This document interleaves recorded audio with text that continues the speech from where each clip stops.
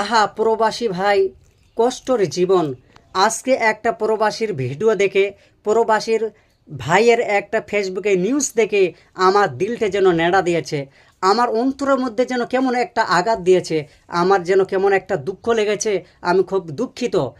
যতদূর সম্ভব এই নিউজটা এইটা হবে বাংলাদেশের এক বাংলাদেশি ভাই। সে বাংলাদেশের ভাই সৌদিতে গিয়ে কী করে কাজ করে, দিন রাত পরিশ্রম করে 1 বছর 2 বছর ধরে।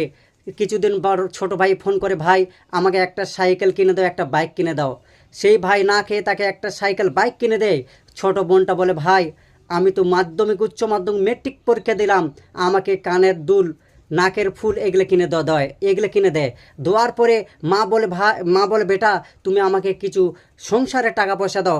সেই ছেলেটা সত্যি সেই 3 বেলা খায়, সেই আলুর ভর্তা, বেগুনের ভর্তা, একটা কাঁচা শুকনো লঙ্কা দিয়ে ভাত খেয়ে দিন পার করে দেয়। তাকে কিছুই তার মাকে জানতে দেয় না। অথচ সেই ছেলেটা যখন ভিডিও কলে কথা বলে, মার সঙ্গে যখন একটা মিষ্টি কথা বলে, ভাইয়ের সঙ্গে একটা মিষ্টি কথা বলে, করার পরে এইভাবে বাবার সঙ্গে একটা মিষ্টি কথা বলে, কিন্তু কিছুই ধরতে দেয় না, এইভাবে মিষ্টি কথা বলে পার করে দেয়।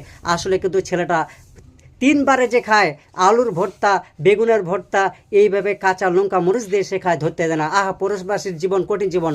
আল্লাহ তাআলা যেন আমার ভাইকে যেন কবুল